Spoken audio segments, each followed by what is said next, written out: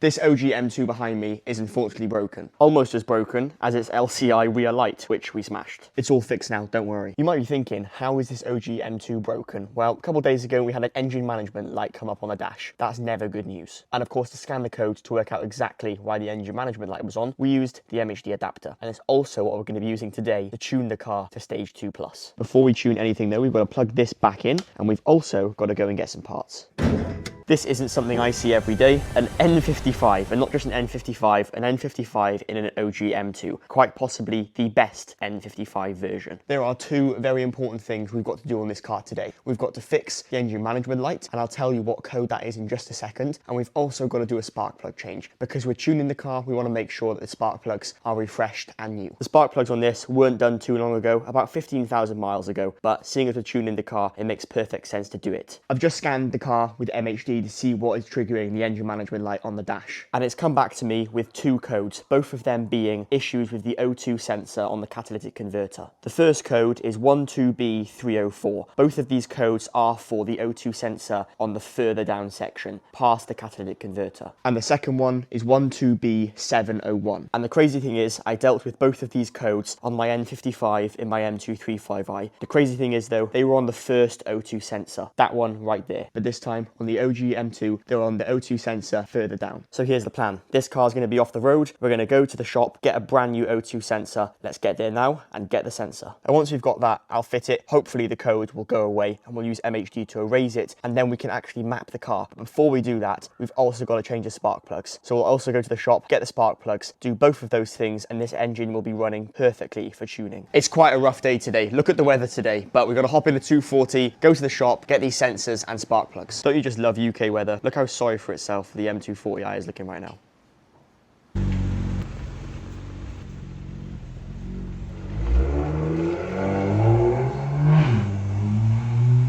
There we have it, genuine Bosch Lambda sensor picked up from GSF car parts. Little tip I find though when it comes to buying like car parts, especially O2 sensors and stuff like that, just go for the OEM one. Same with gaskets, rubber seals, you name it, because you don't want to be changing this again. So pay a little bit more, get a genuine one, you won't regret it. Let's get a start up on the 240, the car which isn't broken. The car we're using to drive myself around to get car parts for the M2. The almighty B58, some might say.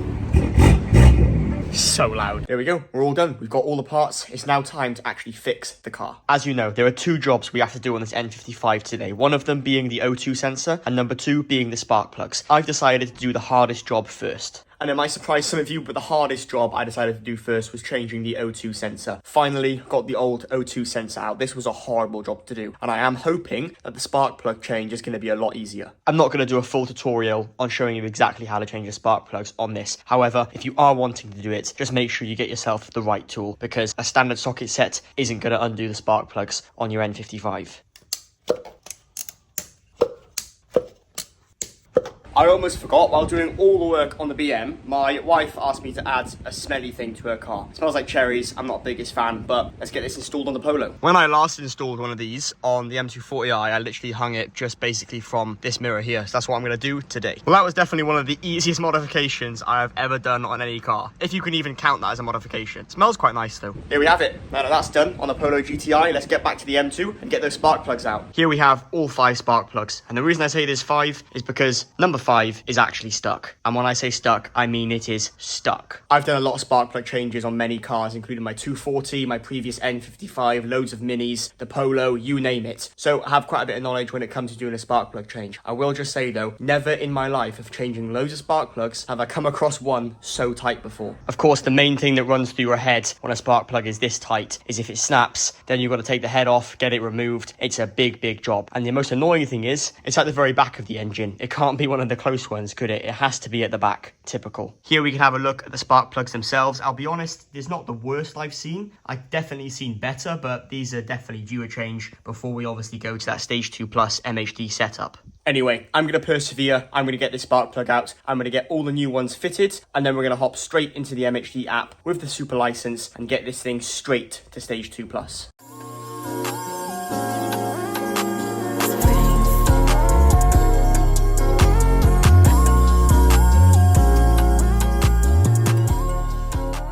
Spark plug change, all done.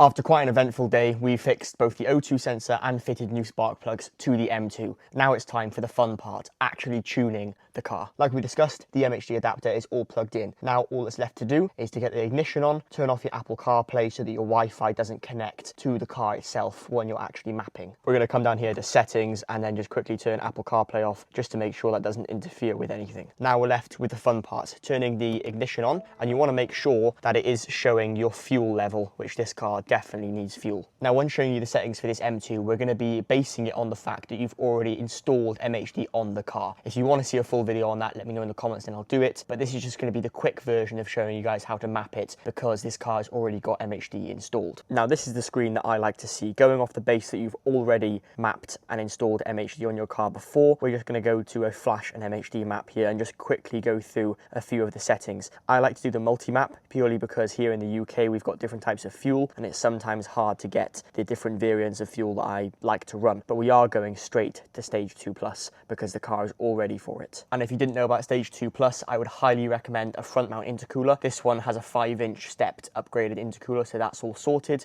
We've got the spark plugs done. We've also got a high flow downpipe, and before you even map the car in any way, obviously you want to upgrade that plastic charge pipe to some sort of aluminium one or metal one. That's also been done, so we're all safe and ready to go straight to stage 2 plus. Now that we have selected the different fuel types that we want, we can now actually go into the main settings and adjust some of the burbles and stuff like that. So you want to scroll down here and then we can click on options and see all the exhaust burbles and everything important on this list. I'll quickly just run through exactly what each option does and what I'm going to be setting the car up to today. So the first really simple option here is the anti-lag. You can set this to whatever you want it to. I've got it to 12. I personally don't use anti-lag that often and the driver of this car won't really, so that's why we can have it high because it's not going to be abused. Apply a linear throttle mapping, that's always something I like to do. Exhaust setup, this is quite important because we actually do have aftermarket downpipes on the car, so you want to select them. You've got all these other things here like the increase the iDrive power and torque gauges. On the power gauges, on the iDrive,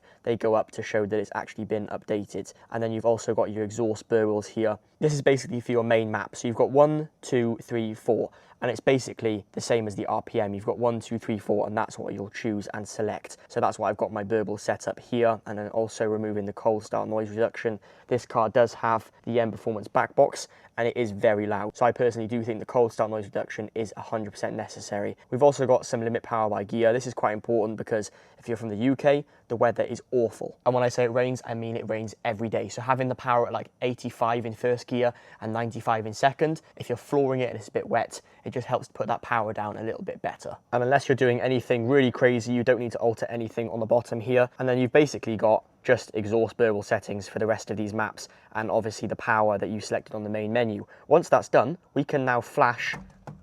Once that's done, you can now flash the map onto the car. You want to make sure you've got a battery charger connected and that you've got everything ready to go. We've got all that, so now the most important part, clicking map right. And it's basically going to do a load of stuff. The car's going to act all weird and you don't want to get out of your seat, you don't want to close the door, you don't want to start the car up. Don't touch anything. Let the car do its thing while it's doing this. It won't take long and then you'll be all ready to go and we'll get a first startup on the stage 2 plus. As you can see, it's pretty quick when it actually starts going, so just be patient and you'll be good. This is almost done. It's saying coding success. It's just erasing any fault codes and stuff like that. And now the car's gone completely dead quiet and we have to wait 30 seconds as it says here. Today has been a very eventful day, but it can be even better if we start the car up with this new tune. And I know what you guys are thinking. Let's take it for a drive. Let me show you outside right now. This is the current state of the UK where I live. And take it from me, I don't want to take my M240 out in this weather, and the M2 on a stage 2 plus with this weather would be an absolute joke. So unfortunately, it's staying in the garage today. But now that the garage door is open, let's get this thing started up and hear what it sounds like, and then we'll wrap up today's video.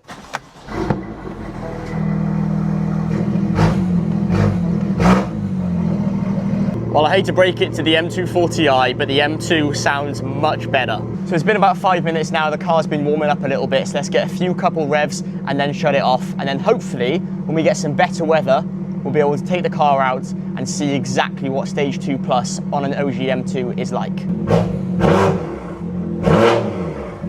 This thing is absolutely stupid with the back box. Honestly, the M Performance back box on this car is unreal. I love it. But there we have it. It's time to shut this thing off. That's been an eventful day, and I really wish I could have recorded more content for you guys and actually shown you what the car is like to drive with a Stage 2 Plus tune. But if you want to see that, now would be a good time to subscribe so you don't miss the content and upcoming videos on the tuned M2. And if you think this is good, the M240i is arguably faster. So we'll have some fun with that. Apart from that, I think it's time to close the door because this thing is letting a lot of rain in the garage. And now that that is closed, it's time to wrap up this video. I hope you found it informative in any way. Make sure you get all the maintenance on your car done before pushing any sort of tune on it. The spark plugs are done, oil is done, the O2 sensor is fixed, so now we have no engine management light on the car, which is brilliant. This thing is all ready to go for some proper summertime driving. But there we have it. I really hope you guys found this video informative. If you did, you can like, subscribe, comment, you can do all that boring stuff. Apart from that, I'll catch you guys in the next video. Thank you so much for watching today. Bye for now.